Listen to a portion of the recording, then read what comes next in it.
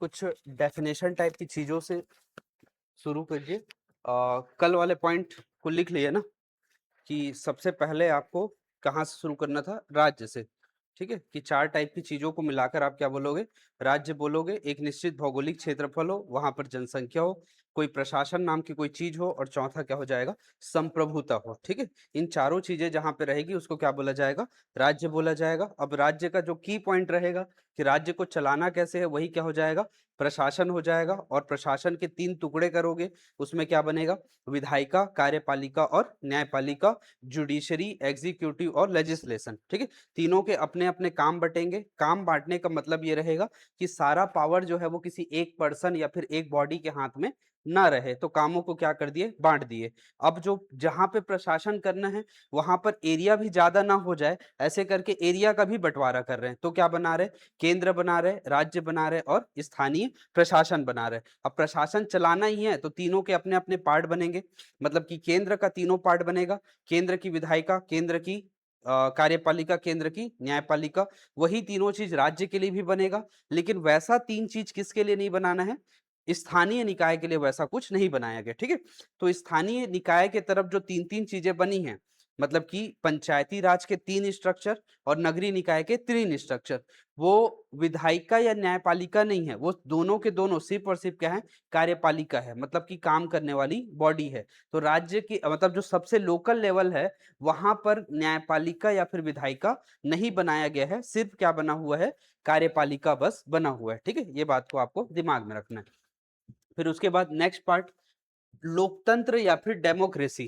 ठीक है, लोकतंत्र क्या है या फिर डेमोक्रेसी क्या है।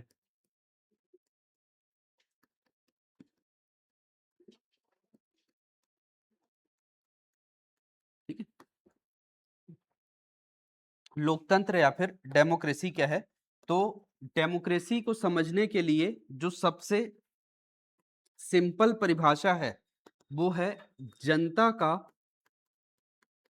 जनता का, जनता के लिए, जनता के लिए, जनता के द्वारा,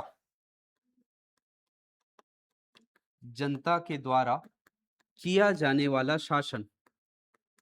ठीक है, किया जाने वाला शासन, यही क्या है, लोकतंत्र है। ठीक है, ये लाइन आपने सुनी होगी कहीं ना कहीं पर कि जनता का, जनता के लिए, जनता के द्वारा किया जाने वाला शासन ही क्या है, लोकतंत्र है। ठीक है, किसने दिया है डायलॉग, अमेरिका के राष्ट्रपति अब्राहम लिंकन के द्वारा जो है ये दिया गया। ठीक है, इसका की पॉइंट क्या निकला कि जहां पर, ठीक है, जहां राज्य की सभी शक्ति,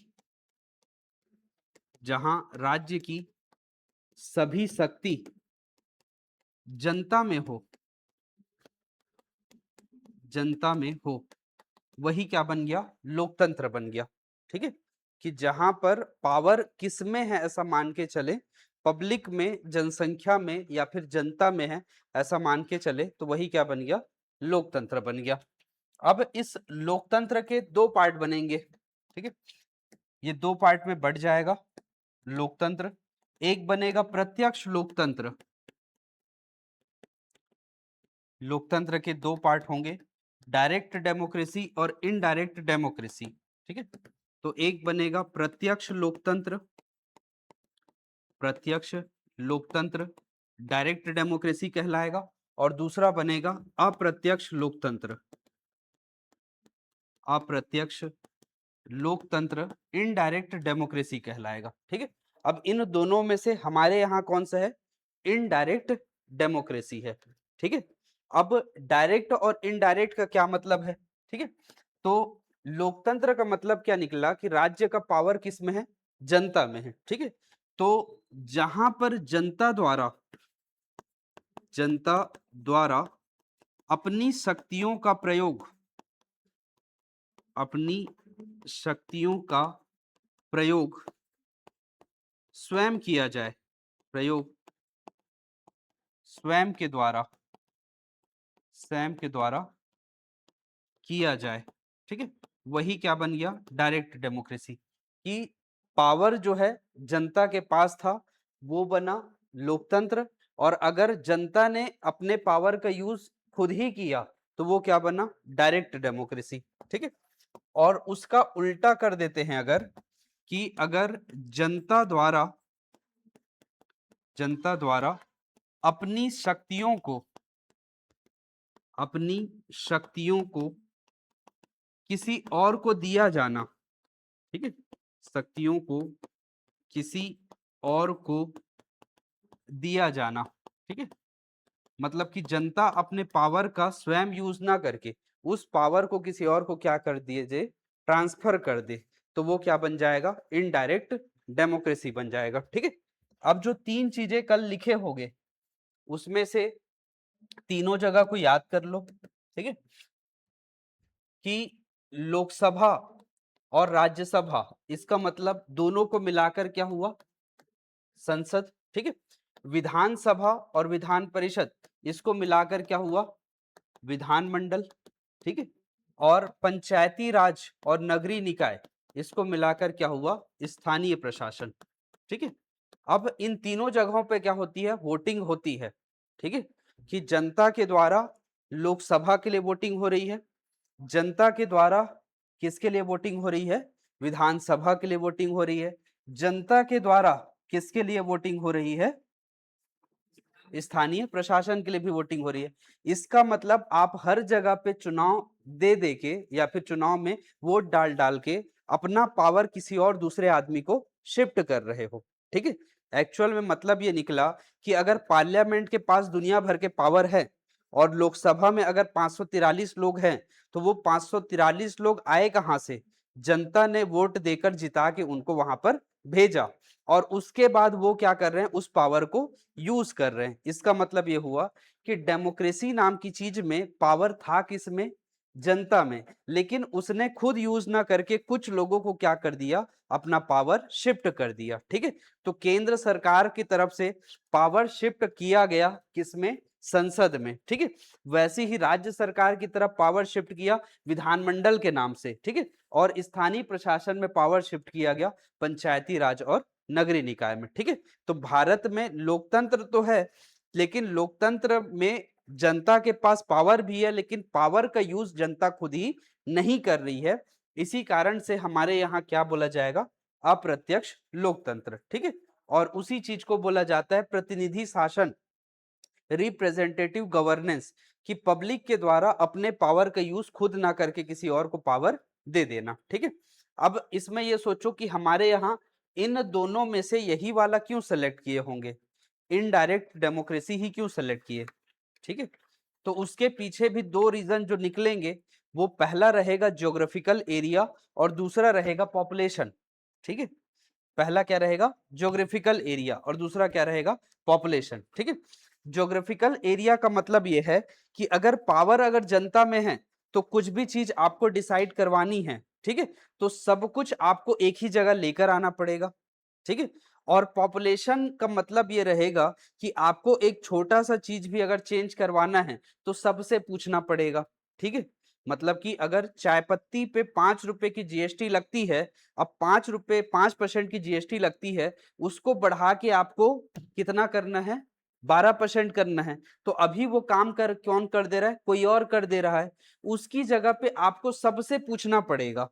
ठीक है, अगर आप क्या मान के चलो कि सारा पावर किस में है, जनता में है, और वो जनता खुद ही उस चीज को यूज कर रही है। ठीक है, अब ज्यादा पॉपुलेशन वाली चीजों पे ये चीजें जो प्रैक्टिकली पॉसिबल नहीं है। ठीक है, कि आप 140 करोड़ लोगों से हर छोटी छोटी चीजों के लिए परमिशन नहीं ले सकते, तो ज्यादा बेटर क्या है कि एक पार्लियामेंट नाम की चीज बना दिए जिसमें 543 लोग हैं, और वही 543 लोग जो है वो कुछ चीजों को क्या कर लेंगे, डिसाइड कर लेंगे। वो ज्यादा बेटर है कितने लोगों से पूछने की जगह में 140 करोड़ लोगों से पूछने की जगह पे। ठीक है, इसी कारण से हर वो कंट्री जहां पे एरिया ज्यादा बड़ा होगा, जहां का पॉपुलेशन ज्यादा बड़ा होगा, आपको हमेशा वहां पे क्या दिखाई देगा, इनडायरेक्ट डेमोक्रेसी दिखाई देगा। ठीक है, क्योंकि वहां पर डायरेक्ट डेमोक्रेसी जो है वो प्रैक्टिकली पॉसिबल नहीं है। ठीक है, अब इस इनडायरेक्ट डेमोक्रेसी में, कि भारत में हर जगह पे इनडायरेक्ट डेमोक्रेसी है, केंद्र सरकार की तरफ से भी हम किसी को वोट दे रहे हैं, राज्य सरकार बनाने के लिए भी वोट दे रहे हैं, लोकल गवर्नमेंट बनाने के लिए भी वोट दे रहे हैं। इसका मतलब हर जगह पे हमारे यहाँ क्या दिख रहा है, इनडायरेक्ट डेमोक्रेसी देख रहे हैं। ठीक है, वोटिंग सिस्टम का मतलब ही क्या हुआ, अपने पावर को किसी और पर्सन को क्या करना, ट्रांसफर करना। ठीक है, अब ये जो अप्रत्यक्ष लोकतंत्र है उसके दो पार्ट हैं। ठीक है, एक कहलाता है संसदीय व्यवस्था, पार्लियामेंट स्ट्रक्चर। ठीक है, एक क्या कहलाता है, संसदीय व्यवस्था, संसदीय व्यवस्था, और दूसरा कहलाता है अध्यक्षीय व्यवस्था, प्रेसिडेंट रूल, अध्यक्षीय व्यवस्था कहलाता है, प्रेसिडेंट रूल कहलाता है। ठीक है, संसदीय व्यवस्था और दूसरा कहलाता है अध्यक्षीय व्यवस्था। संसदीय व्यवस्था और अध्यक्षीय व्यवस्था में हमारे यहाँ कौन सा है, संसदीय व्यवस्था है। ठीक है, कि हमारे यहाँ डेमोक्रेसी है। डेमोक्रेसी में किस टाइप की डेमोक्रेसी है, इनडायरेक्ट डेमोक्रेसी है। इनडायरेक्ट डेमोक्रेसी के दो पार्ट हो सकते थे, पार्लियामेंट्री स्ट्रक्चर या फिर प्रेसिडेंट रूल। तो उसमें से कौन सा है, पार्लियामेंट्री स्ट्रक्चर है, मतलब कि संसदीय व्यवस्था है। ठीक है, अब संसदीय व्यवस्था का मतलब क्या है। ठीक है, तो हमारे पास तीन चीजें थी, पहला था विधायिका, दूसरा था कार्यपालिका और तीसरा क्या था, न्यायपालिका। ठीक है, तो उसमें से विधायिका का अगर मैं केंद्र सरकार की तरफ से ले लूं, तो केंद्र सरकार की तरफ से विधायिका का मतलब क्या हुआ, लोकसभा और राज्यसभा। ठीक है, दोनों को मिला के एक साथ बोलना हो तो क्या बोलोगे, संसद। ठीक है, और केंद्र सरकार की तरफ से कार्यपालिका, इसका मतलब क्या निकलेगा, प्रधानमंत्री प्लस क्या निकलेगा, मंत्री परिषद, मिनिस्टर ऑफ काउंसिल। ठीक है, अब उसमें और भी कुछ लोग हैं, मतलब कि राष्ट्रपति भी है, उपराष्ट्रपति भी है, अटॉर्नी जनरल भी है, लेकिन ज्यादा पावर या फिर सब कुछ चलाना किसको है, प्रधानमंत्री और मंत्री परिषद को। ठीक है, अब इसमें से इस बात को नोटिस कीजिए कि हमारे यहाँ विधायिका के लिए वोटिंग होती है, ठीक है, कि नहीं होती है। मतलब कि लोकसभा में अगर 543 लोग हैं और राज्यसभा में 245 लोग हैं, तो इतने लोगों के लिए वोटिंग हुई है कि नहीं हुई है, इतने लोगों के लिए वोटिंग होती है। ठीक है, राज्यसभा के लिए भी होती है, बस वो इनडायरेक्ट हो जाता है, डायरेक्ट नहीं हो पाता है ना, पब्लिक का कोई रोल उसमें नहीं हो पाता। ठीक है, तो पब्लिक का रोल जो है वो कहां पर की वोटिंग में है, सिर्फ लोकसभा के 543 लोगों के वोटिंग में। ठीक है, इसका मतलब क्या बोलोगे कि लोकसभा जो है वो कैसे इलेक्टेड होता है, प्रत्यक्ष निर्वाचन, डायरेक्ट इलेक्शन। ठीक है, लोकसभा जो है वो क्या हो जाएगा, प्रत्यक्ष निर्वाचन हो जाएगा, और राज्यसभा जो है वो क्या हो जाएगा, अप्रत्यक्ष निर्वाचन, इनडायरेक्ट इलेक्शन हो जाएगा।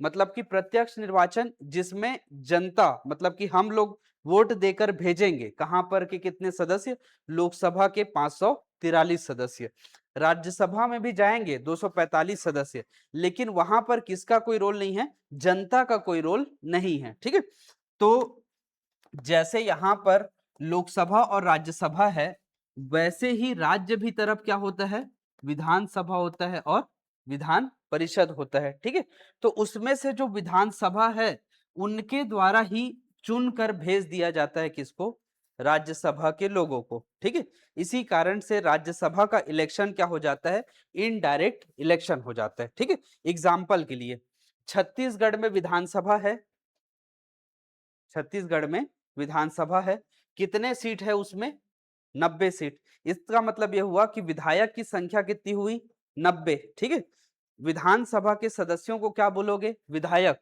और यहां पर के सदस्यों को क्या बोलोगे, सांसद।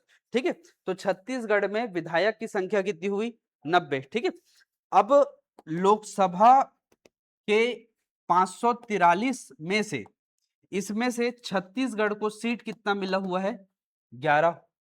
ठीक है, लोकसभा के 543 सीट है टोटल देश भर में, तो उसमें से छत्तीसगढ़ को कितना मिला, 11। ठीक है, इसका मतलब यह है कि 11 मेंबर सीधे छत्तीसगढ़ की जनता से चुनकर भेजे जाएंगे, कहां पर, लोकसभा में। ठीक है, और राज्यसभा के 245 सीट में से छत्तीसगढ़ को कितना मिला है, 5।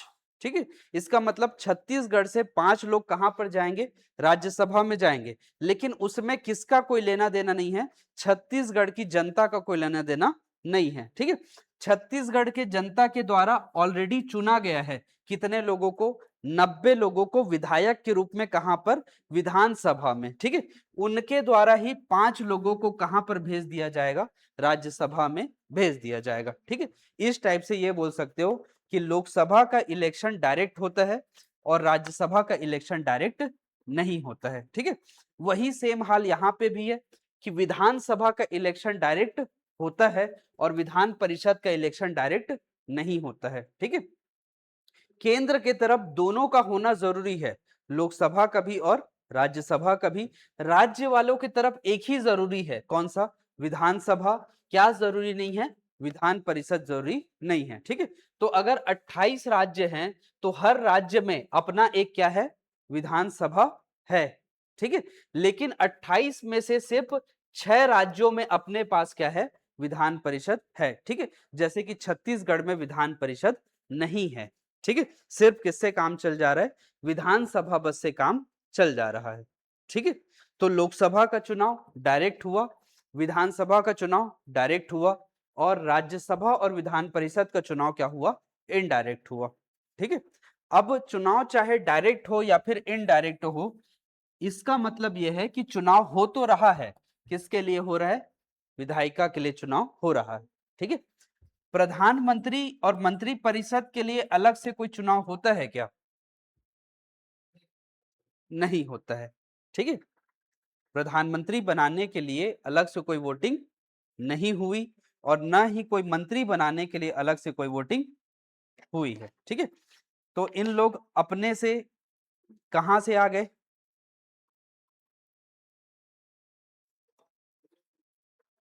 ठीक है, मतलब कि अगर प्रधानमंत्री मंत्री परिषद के लिए वोटिंग नहीं हुई है तो इन लोग कहां से निकल के आ गए, लोकसभा और राज्यसभा से। ठीक है, तो क्या देखा गया, लोकसभा में मेजॉरिटी देखी गई।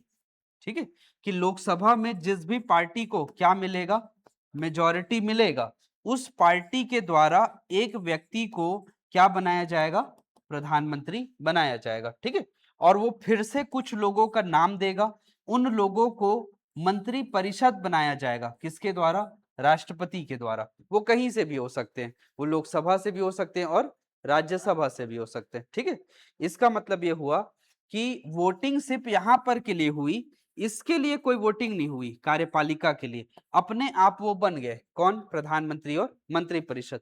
वही सेम हाल यहाँ पे भी होगा राज्य में, कि राज्य में वोटिंग होगी किसके लिए, विधानसभा और विधान परिषद के लिए, अपने आप बन जाएगा कौन, मुख्यमंत्री और मंत्री परिषद। ठीक है, मतलब कि कार्यपालिका के लिए कोई वोटिंग नहीं हो रही है, वोटिंग सिर्फ किसके लिए हो रही है, विधायिका बस के लिए वोटिंग हो रही है। ठीक है, इस टाइप के कंडीशन को ही क्या बोला जाएगा, संसदीय व्यवस्था। ठीक है, कि जहां पर विधायिका और कार्यपालिका का आपस में कुछ रिलेशन रहेगा, वही क्या कहलाएगा, पार्लियामेंट्री स्ट्रक्चर।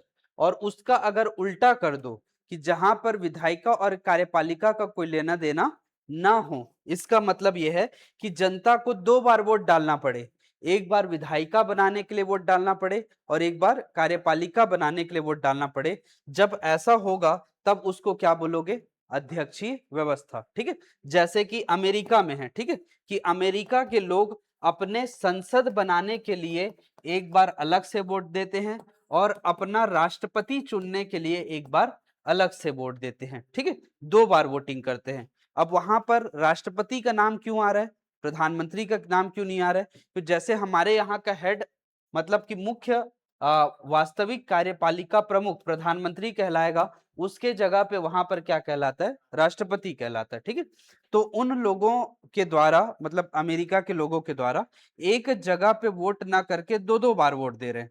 ठीक है, तो इसका मतलब ये हुआ कि वहां की विधायिका का कोई लेना देना नहीं है, किसके साथ में, विधायिका की कार्यपालिका के साथ में, उसको बोला गया अध्यक्षीय व्यवस्था।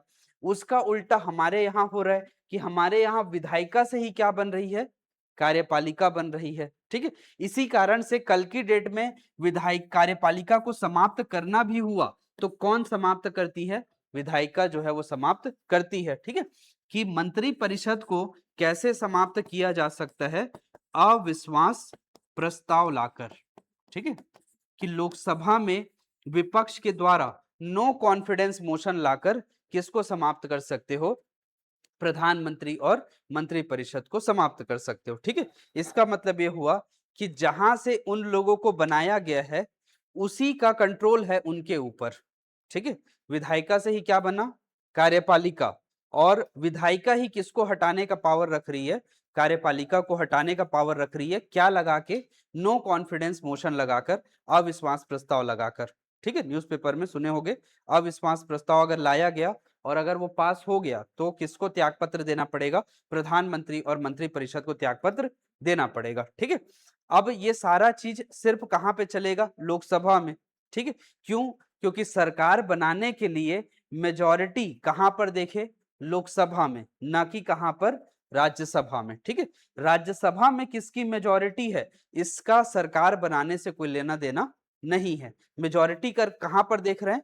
लोकसभा में, कि लोकसभा के 543 में से किस पार्टी के पास लोकसभा के आधे से ज्यादा सीट है, उससे मतलब है। राज्यसभा में चाहे किसी की भी मेजॉरिटी हो, उससे कोई लेना देना नहीं है। इसी कारण से अविश्वास प्रस्ताव सिर्फ और सिर्फ कहां पे आएगा? लोकसभा में लाया जाएगा।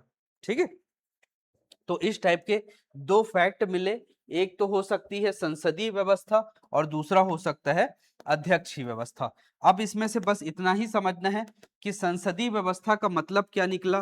कि जहां विधायिका और कार्यपालिका, जहां विधायिका और कार्यपालिका कार्यपालिका में आपसी संबंध हो। ठीक है, आपसी संबंध हो, उसको बोला जाएगा संसदीय व्यवस्था, पार्लियामेंट्री स्ट्रक्चर। ठीक है, और उसका उल्टा कर दो कि जहां विधायिका और कार्यपालिका, जहां विधायिका और कार्यपालिका का कोई संबंध ना हो। ठीक है, कोई संबंध ना हो। ठीक है, लेना देना नहीं है, आपसी संबंध नहीं है, उसको बोला जाएगा अध्यक्षीय व्यवस्था। संसदीय व्यवस्था चलेगा ब्रिटेन में और भारत में। ब्रिटेन से ही लिया गया है हमारे यहाँ संसदीय व्यवस्था, और अध्यक्षीय व्यवस्था चलता है अमेरिका में। ठीक है, तो अमेरिका में अध्यक्षीय व्यवस्था है, ब्रिटेन और भारत में पार्लियामेंट्री सिस्टम है। ब्रिटेन की ही चीजों से भारत में जो है बहुत सारी चीजें ली गई है, उसमें से एक है पार्लियामेंट्री स्ट्रक्चर। ठीक है, और ये पूरा चीज वो है वो क्या कहलाएगा? लोकतंत्र या फिर डेमोक्रेसी कहलाएगा। ठीक है, कि लोकतंत्र का मतलब हुआ कि सारा पावर का किसमें होना? जनता में होना। ठीक है, शुरू से देख लीजिए कि लोकतंत्र का मतलब क्या हुआ? कि जनता का जनता के लिए, जनता के द्वारा किया जाने वाला शासन लोकतंत्र है। इसका मतलब यह है कि पूरा सेंटर ऑफ पॉइंट पावर का किसके पास है? जनता के पास है। तो राज्य की सभी शक्ति अगर जनता में निहित है तो उसको बोला गया लोकतंत्र। अब उस शक्ति का यूज जनता के द्वारा खुद ही अगर किया जाएगा तो वो क्या कहलाएगा? प्रत्यक्ष लोकतंत्र। अगर वैसा नहीं होगा तो वो क्या कहलाएगा? अप्रत्यक्ष लोकतंत्र कहलाएगा। अप्रत्यक्ष लोकतंत्र का मतलब यह है कि जनता अपना पावर जो है वो किसी और थर्ड पार्टी को शिफ्ट कर रही है। इसी कारण से अप्रत्यक्ष लोकतंत्र को प्रतिनिधि शासन भी बोला जाता है।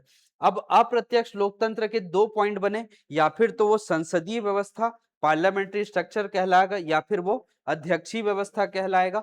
संसदीय का मतलब यह है कि जहां पर विधायिका और कार्यपालिका का आपस में कोई संबंध होगा वो संसदीय व्यवस्था, और जहां पर कोई लेना देना आपसी संबंध नहीं होगा किसके बीच में? विधायिका और कार्यपालिका के बीच में, तो उसको बोला जाएगा अध्यक्षीय व्यवस्था। ठीक है, मतलब यहां पर बीच में कौन नहीं आया? न्यायपालिका का कोई नाम नहीं आया। किन दो चीजों के बीच में देखने का काम कर रहे हैं? विधायिका के बीच में और कार्यपालिका के बीच में। ठीक है, चलो, तो ये हुआ आपका लोकतंत्र कहलाएगा या फिर डेमोक्रेसी कहलाएगा। दूसरा पॉइंट है गणतंत्र। ठीक है, दूसरा पॉइंट है गणतंत्र या फिर रिपब्लिक। लोकतंत्र के बाद नेक्स्ट कॉन्सेप्ट है गणतंत्र या फिर रिपब्लिक। गणतंत्र या फिर रिपब्लिक।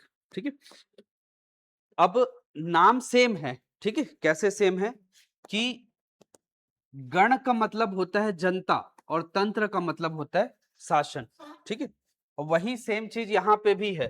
ठीक है, कि लोक का मतलब क्या होता है, जनता, और तंत्र का मतलब क्या होता है, शासन। ठीक है, तो नाम के हिसाब से सेम है कि जनता का शासन ही निकल रहा है दोनों जगह पे। ठीक है, तो फिर दोनों में अंतर क्या है, तो वहां पर का की पॉइंट क्या था, लोकतंत्र किसको बोले कि जहां पर सारा पावर किस में हो, जनता में हो, मतलब सेंटर ऑफ पॉइंट किसको लेकर चलना है, जनता को लेकर चलना है पावर के मुद्दे पे, तो वो क्या बना, लोकतंत्र बना। अब गणतंत्र का मतलब क्या निकलेगा, जहां राज्य का व्यक्ति या फिर जहां जहां राज्य का प्रमुख, हेड ऑफ स्टेट, राज्य का प्रमुख वंशानुगत न होकर निर्वाचित हो।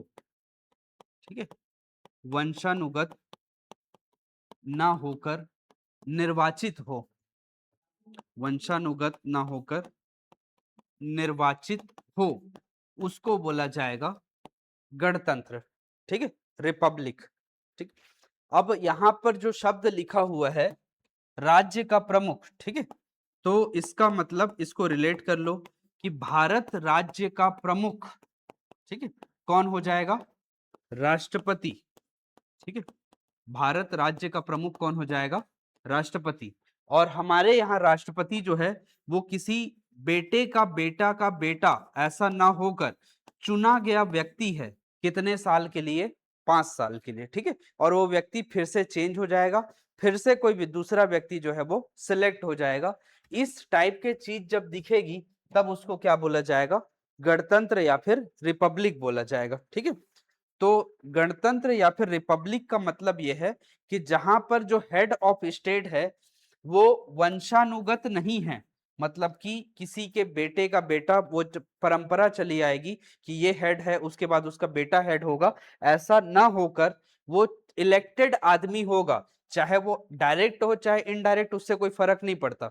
जैसे कि हमारे यहाँ राष्ट्रपति डायरेक्टली पब्लिक के द्वारा चुना गया व्यक्ति है क्या, नहीं है। ठीक है, तो राष्ट्रपति जो है वो सेलेक्ट हो जा रहा है किसके द्वारा, लोकसभा के द्वारा, राज्यसभा के द्वारा और राज्यों की विधानसभा के द्वारा।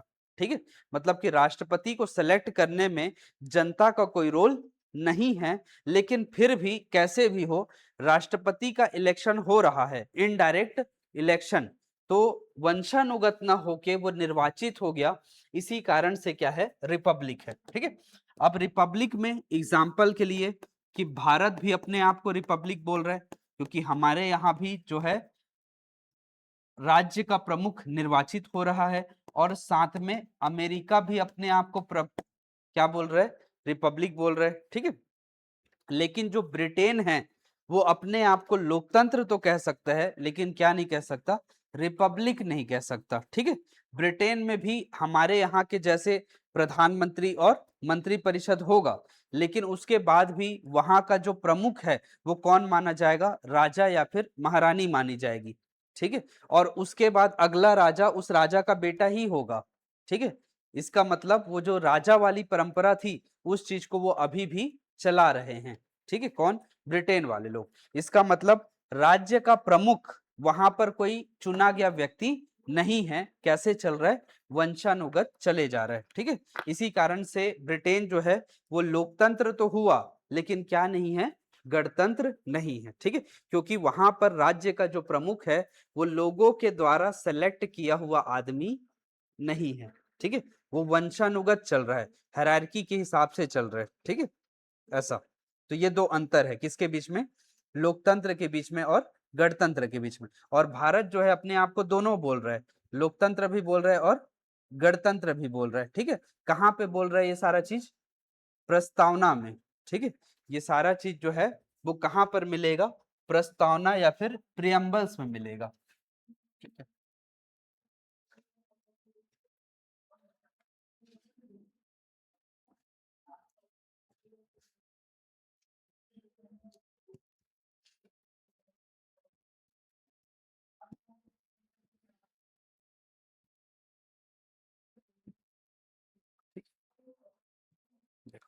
तो यहाँ पर दोनों शब्द लिखा हुआ है, ठीक है, कि भारत, हम भारत के लोग, भारत को एक संपूर्ण प्रभुत्व संपन्न, ठीक है। अब यहाँ पर संप्रभुता, उसका मतलब क्या है कि इंटरनल और एक्सटर्नल दोनों ही मैटर पे भारत सरकार के पास ही अल्टीमेट पावर होगा, किसी दूसरे देश का कोई और पावर नहीं होगा। किसके ऊपर? भारत के ऊपर। उसका मतलब है संप्रभुता या फिर सोवरेनिटी, ठीक है। दूसरा चीज समाजवाद, पंथ निरपेक्ष बोल रहे हैं, फिर साथ में क्या बोल रहे हैं? लोकतंत्र भी बोल रहे हैं, और साथ में क्या बोल रहे हैं? गणराज्य भी बोल रहे हैं, ठीक है। तो भारत में दोनों चीजों को एक्सेप्ट किया गया है, लोकतंत्र भी है और साथ में क्या है? गणतंत्र भी है, ठीक है। चलो, फिर नेक्स्ट पॉइंट है पंथ निरपेक्ष, ठीक है, कि भारत को क्या बोला गया है? पंथ निरपेक्ष बोला गया है, ठीक है। तो अब ये पंथ निरपेक्ष क्या है, या फिर दोनों में अंतर क्या है, धर्म निरपेक्ष में और पंथ निरपेक्ष में, ठीक है। पहला शब्द है धर्म निरपेक्ष और दूसरा है पंथ निरपेक्ष। पंथ निरपेक्ष, ठीक है। और दोनों के लिए इंग्लिश वर्ड सेम है, सेक्युलर या फिर सेक्युलरिज्म, ठीक है। दोनों का जो इंग्लिश मतलब निकलता है वो सेम है, लेकिन हिंदी मतलब अलग अलग है, ठीक है। इंग्लिश मतलब जो निकलेगा वो सेक्युलर आएगा या सेक्युलरिज्म आएगा, ठीक है, लेकिन हिंदी में मतलब चेंज हो जा रहे हैं। धर्मनिरपेक्ष का मतलब यह है कि धर्म और राज्य का पूर्ण अलगाव, ठीक है। किसके किसके बीच में अलगाव? धर्म और राज्य के बीच, राज्य के बीच पूर्ण अलगाव, ठीक है, पूर्ण अलगाव, टोटल सेपरेशन दो चीजों के बीच में, धर्म के बीच में और राज्य के बीच में, ठीक है। या फिर ऐसा कह लीजिए कि राज्य को कोई मतलब नहीं है किससे? धार्मिक मुद्दों से, ठीक है, कि किसको किससे कोई मतलब नहीं है, राज्य का धर्म से कोई जुड़ाव ना होना, ठीक है, राज्य का धर्म से कोई जुड़ाव ना होना, ठीक, तो वो कहलाएगा धर्मनिरपेक्ष, ठीक है। और दूसरी तरफ आ जाएगा पंथ निरपेक्ष।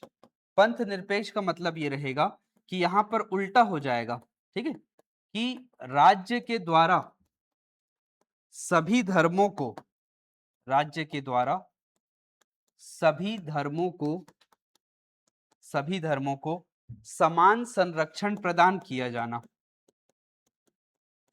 समान संरक्षण प्रदान करना, ठीक है। यहां पर बोल रहे थे कि राज्य का धर्म से कोई लेना देना नहीं है, उसका उल्टा हो गया। यहां पर बोल रहे हैं कि राज्य खुद प्रोटेक्शन देने का काम करेगा, किसको?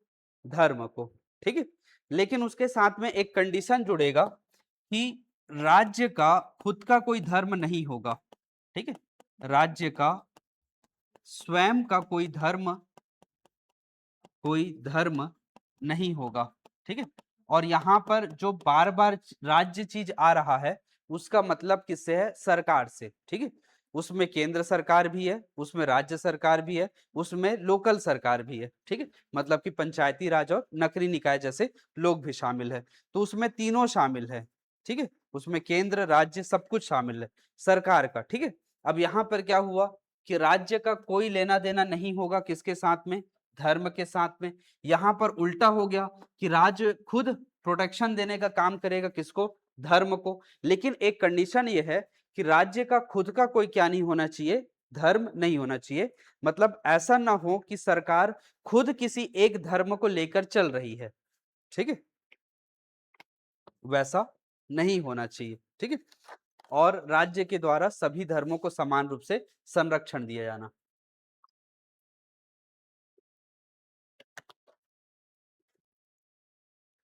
ये कहलाएगा पंथ निरपेक्ष। अब इन दोनों में से हमारे यहाँ क्या है? धर्मनिरपेक्ष या फिर पंथ निरपेक्ष? तो उसमें क्या मान के चलोगे? पंथ निरपेक्ष, ठीक है। कहां पर है? तो वो वही देख लिए यहाँ पर कि किसमें लिखा हुआ है, प्रस्तावना में लिखा हुआ है कि भारत क्या होगा? एक पंथ निरपेक्ष होगा, ठीक है। अब यहाँ पर जो ये जो शब्द है पंथ निरपेक्ष, वो शुरू से नहीं था, शुरू से कहने का मतलब 26 जनवरी 1950 कौन सा वाला डेट, जिस डेट पे संविधान लागू हुआ उस डेट पे वो नहीं था, मतलब कि वो बाद में जोड़ा गया वर्ड है। ठीक है, कि भारत एक पंथ निरपेक्ष होगा, वो वर्ड जो है वो बाद में क्या किया गया है, जोड़ा गया शब्द है। ठीक है, तो कब जोड़े हैं तो उसके बारे में लिख लीजिए कि 42वें संविधान संशोधन के द्वारा 42 कॉन्स्टिट्यूशन अमेंडमेंट, संविधान संशोधन 1976, ठीक है, से जोड़ा गया। ठीक है, जोड़ा गया। ठीक है, तो आपको क्या याद रखना है कि भारत एक पंथ निरपेक्ष है। पंथ निरपेक्ष शब्द कहां से पता चल रहा है कि पंथ निरपेक्ष है, तो वो प्रस्तावना से पता चल रहा है। वर्ड जो है वो शुरू से नहीं था, तो बाद में जोड़ा गया शब्द है कि 42वें संविधान संशोधन से उस वर्ड को जोड़े हैं। ठीक है, तो बाद में जोड़ा गया शब्द है। लेकिन बाद में क्यों जोड़ा गया होगा, ठीक है, शुरू से क्यों नहीं था, या फिर शुरू से नहीं था तो पंथ निरपेक्ष क्यों नहीं बोल रहे थे। ठीक है, तो उसके पीछे का रीजन है कि शुरू से चीजें थी, बस वो लिखा हुआ नहीं था इस वर्ड के फॉर्म में। ठीक है, तो शुरू से कहीं और जगह पे था, कहां पे था, उसके लिए 4 आर्टिकल आएगा। आर्टिकल नंबर 25, 26, 27 और 28। ठीक है, आर्टिकल नंबर 25, 26, 27, 28। ठीक है, इन सभी को क्या बोला जाता है, धार्मिक स्वतंत्रता का अधिकार, धार्मिक स्वतंत्रता का अधिकार बोला जाता है। ठीक है, और ये सभी क्या हैं, फंडामेंटल राइट्स है, मूल अधिकार है, भाग नंबर 3 में। ठीक है, अब धार्मिक स्वतंत्रता का अधिकार का मतलब यह है कि संविधान में लिखित रूप से लोगों को कुछ अधिकार मिल रहे हैं। ठीक है, किस चीज से जुड़े हुए, धर्म से जुड़ी हुई। ठीक है, पहला आर्टिकल कि आप किसी भी धर्म को मान सकते हो। ठीक है, उसका आचरण कर सकते हो, उसका प्रचार प्रसार कर सकते हो। ठीक है, दूसरा आर्टिकल कि धर्म के नाम पर कोई संस्था बनाई जा सकती है, ट्रस्ट बनाया जा सकता है, उसके द्वारा कोई धार्मिक कार्य आयोजन करवाया जा सकता है, ट्रस्ट के पास संपत्ति रखी जा सकती है, उस प्रॉपर्टी का यूज किया जा सकता है। तीसरा आर्टिकल कि धर्म के नाम पर किसी भी प्रकार का कोई टैक्स राज्य नहीं लगाएगी। ठीक है, और चौथा आर्टिकल कि धार्मिक शिक्षा अटेंड करने के लिए किसी को भी जबरदस्ती बाध्य नहीं किया जाएगा। ठीक है, ऐसे करके 4 आर्टिकल हैं, 25, 26, 27, 28। चारों आर्टिकल को एक साथ बोलना होगा तो क्या बोलोगे, धार्मिक स्वतंत्रता का अधिकार, और सभी के सभी क्या है, फंडामेंटल राइट्स हैं या फिर मूल अधिकार हैं। अब ये सब शुरू से ही था।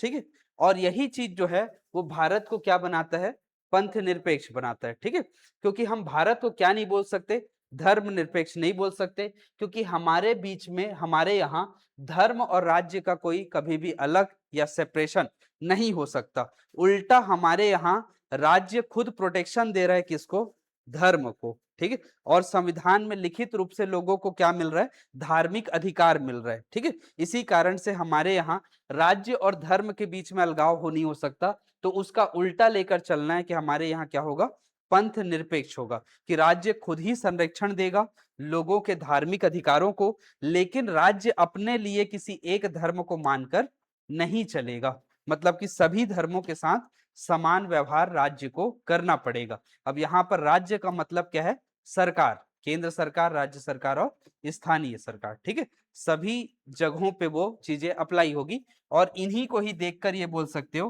कि भारत जो है क्या रहने वाला है, पंथ निरपेक्ष रहने वाला है।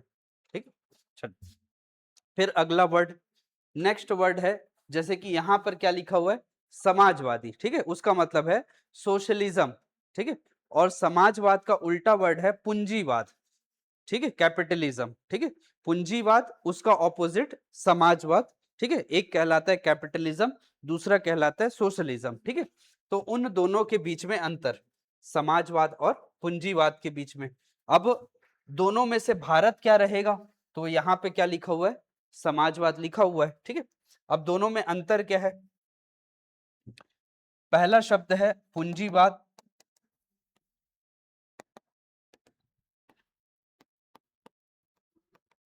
पूंजीवाद कैपिटलिज्म, और दूसरा शब्द है समाजवाद, ठीक है, सोशलिज्म, ठीक है। तो पूंजीवाद का मतलब यह है कि उत्पादन के सभी साधन, उत्पादन के सभी साधनों पर, सभी साधनों पर बाजार, मतलब कि प्राइवेट सेक्टर, बाजार, निजी क्षेत्र, बाजार का अधिकार, ठीक है, अधिकार हो, और किसका कोई हस्तक्षेप ना हो, सरकार का कोई हस्तक्षेप ना हो, सरकार का कोई इंटरफेयर ना हो, हस्तक्षेप ना हो, इस चीज को बोला जाएगा पूंजीवाद, ठीक है। अब उत्पादन या प्रोडक्शन के सभी साधन, उसका कहने का मतलब यह है कि कौन सा सामान बनाना है, ठीक है, उसको कितने में बेचना है, ठीक है, किस क्वांटिटी में बनाना है, कहां पहुंचाना है, ये सारा कुछ किसके ऊपर हो जाएगा, प्राइवेट सेक्टर के ऊपर, मतलब कि बाजार के ऊपर। और किसको कोई लेना देना नहीं रह जाएगा, सरकार या राज्य नाम की चीज को कोई लेना देना नहीं रह जाएगा, ठीक है, कि कितना उत्पादन हुआ, कहाँ डिस्ट्रीब्यूट किया गया, उसका प्राइस कितना डिसाइड करवाया गया, ठीक है, कम प्राइस पे बिका, ज्यादा बिका, ठीक है, उससे सरकार को कोई लेना देना नहीं रहेगा, ठीक है। वो सब कुछ छोड़कर चलेगी किसके ऊपर, प्राइवेट सेक्टर के ऊपर। उस टाइप के चीजों को क्या बोला जाएगा, कैपिटलिज्म बोला जाएगा या फिर पूंजीवाद बोला जाएगा। और उसका उल्टा कर दो कि सब कुछ किसके द्वारा किया जाए, सरकार के द्वारा किया जाए, तो वो क्या बन जाएगा, समाजवाद, ठीक है, कि उत्पादन के सभी साधनों पर, उत्पादन के सभी साधनों पर राज्य या सरकार का अधिकार, राज्य या सरकार का अधिकार, ठीक है, ऐसा कुछ हो तो वो क्या कहलाएगा, समाजवाद, ठीक है। मतलब कि सब कुछ सरकार खुद ही करेगी, सरकार अपने लिए ये लेकर चल रही है कि सब काम जो है वो मुझे ही करना है, मार्केट में कोई भी क्या नहीं होगा, प्राइवेट इंडस्ट्री नहीं होगी, ठीक है, इस टाइप की चीजें, तो वो क्या कहलाएगा, समाजवाद। लेकिन उस लाइन के साथ साथ एक और कंडीशन राज्य के लिए जुड़ेगा, ठीक है, कि संसाधनों का समान वितरण राज्य के द्वारा, राज्य के द्वारा संसाधनों का, संसाधनों का समान वितरण, ठीक है, समान वितरण किया जाएगा, ठीक है। इसका मतलब यह है कि सब कुछ सरकार को बनाना है और बनाने के बाद अपनी पब्लिक को इक्वली उसको क्या कर देना है, डिस्ट्रीब्यूट भी कर देना है, ठीक है। जब दोनों कंडीशन बनेगा तब जाके वो क्या कहलाएगा, सोशलिज्म कहलाएगा, ठीक है। अब प्रस्तावना में हमारे यहाँ भारत को क्या बोला गया है, समाजवाद। क्यों बोला गया है, क्योंकि आजादी के बाद भारत सरकार ने इसी कॉन्सेप्ट को आगे चलाया, ठीक है, कि सब कुछ किसको बनाना है, सरकार को ही बनाना है, ठीक है, किसका कोई एग्जिस्ट नहीं रहेगा, प्राइवेट इंडस्ट्री या फिर प्राइवेट कंपनी फर्म का कोई लेना देना नहीं रहेगा, ठीक है। इस टाइप का कॉन्सेप्ट सरकार ने चलाया 1950 के बाद, इसी कारण से भारत को किस नजरिए से देखा जा रहा है, समाजवाद। अब वो जो शब्द यहाँ पे लिखा हुआ है प्रस्तावना या प्रियम्बल्स में कि भारत एक समाजवादी देश होगा, ठीक है, अब उस चीज को भी बाद में जोड़ा गया है, ठीक है। वो भी कब जुड़ा, तो सेम वहां पे भी लिख लेना, 42वां संविधान संशोधन, 42 कॉन्स्टिट्यूशन अमेंडमेंट 1976 से ही प्रस्तावना में, ठीक है, प्रस्तावना या फिर प्रियम्बल्स में क्या जोड़ा गया, समाजवाद शब्द जोड़ा गया, ठीक है। लेकिन आपको अभी के लिए क्या मान के चलना है कि भारत जो है अब समाजवाद से निकलकर किधर शिफ्ट हो चुका है, मिश्रित अर्थव्यवस्था की ओर, ठीक है, मिश्रित अर्थव्यवस्था की ओर। और ये कब हुआ, ये हुआ 1991 के एलपीजी सुधार के बाद, 1991 के एलपीजी सुधार के बाद, ठीक है। एलपीजी का मतलब है लिबरलाइजेशन, प्राइवेटाइजेशन और ग्लोबलाइजेशन, ठीक है, निजीकरण और उदारीकरण और वैश्वीकरण, ठीक है, ये उसको नाम दिया जाता है, ठीक है। और उसके बाद भारत जो अपने आप को एक समाजवाद मान के चल रहा था, उसने आपको अपने आप को किसमें शिफ्ट किया, मिश्रित अर्थव्यवस्था में, ठीक है। अब पूंजीवाद में सब कुछ किसके हाथ में है, बाजार के हाथ में, ठीक है। समाजवाद में सब कुछ किसके हाथ में है, सरकार के हाथ में।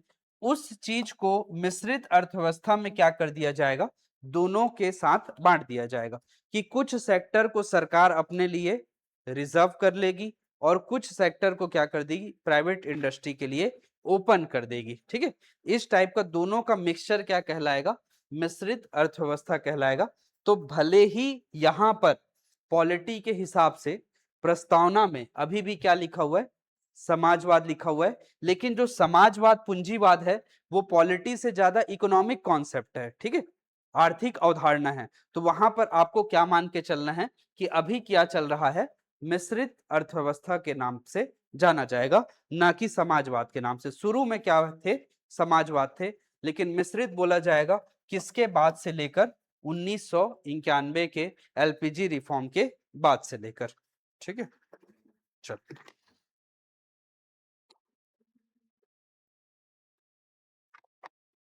तो आपका लोकतंत्र हो गया, ठीक है, कि प्रस्तावना के हिसाब से अगर हम चले कि भारत क्या क्या होगा, तो ये सब किसको दिखा रहा है, राज्य के नेचर को, ठीक है, कि राज्य कैसा होगा।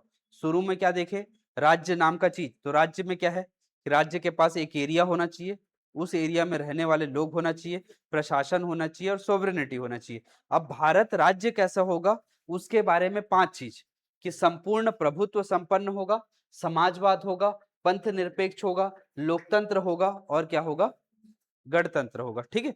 तो लोकतंत्र का मतलब निकला कि सारा पावर किसमें हो, नागरिकों में हो। गणतंत्र का मतलब निकला कि राज्य का प्रमुख वंशानुगत ना हो के क्या हो, निर्वाचित व्यक्ति हो, ठीक है। समाजवाद का मतलब निकला कि सारा चीज कौन कंट्रोल करेगी, राज्य कंट्रोल करेगी। और पंथ निरपेक्ष का मतलब यह हुआ कि राज्य का धर्म से सेपरेशन ना होके राज्य खुद प्रोटेक्ट करने का काम करेगा, किसको, धर्म को, ठीक है, पंथ निरपेक्ष हुआ। एक पॉइंट ये छूट गया है, इसको भी लिख लो, संपूर्ण प्रभुत्व संपन्न या फिर संप्रभुता, सोवरेनिटी, ठीक है, संप्रभुता या फिर सोवरेनिटी, ठीक है। तो संप्रभुता का मतलब ये निकलेगा, ठीक है, कि संप्रभुता का मतलब ये निकलेगा कि राज्य राज्य के आंतरिक और बाह्य मामलों में, आंतरिक और बाह्य मामलों में, इंटरनल और एक्सटर्नल मैटर में, ठीक है, किसी अन्य राज्य का, किसी अन्य राज्य का कोई अधिकार नहीं होगा, कोई अधिकार नहीं होगा, ठीक है। मतलब कि किसी और दूसरे देश का कोई पावर नहीं चलेगा अपने देश के ऊपर, तो वो कहलाती है संप्रभुता या फिर सोवरेनिटी, ठीक है। और दोनों ही मामलों में है, आंतरिक मामलों में भी और बाह्य मामलों में भी, ठीक है, इसको बोला जाएगा संप्रभुता। तो ये सारी चीजें राज्य के कंडीशन को दिखा रहा है कि भारत राज्य जो है वो कैसा होगा, ठीक है। तो उसमें डेमोक्रेसी भी होगा, ठीक है, उसमें रिपब्लिक भी होगा, भारत जो है वो रिपब्लिक भी होगा, भारत में सोशलिज्म होगा, ठीक है, समाजवाद होगा, भारत में पंथ निरपेक्ष होगा, मतलब कि सेक्युलरिज्म होगा, ठीक है, और साथ में भारत में संप्रभुता होगी, मतलब कि सोवरेनिटी होगी, ठीक है। इस प्रकार से ये कंडीशन बता रहे हैं राज्य के कंडीशन, कि राज्य जो है वो कैसा कैसा होगा, ठीक है।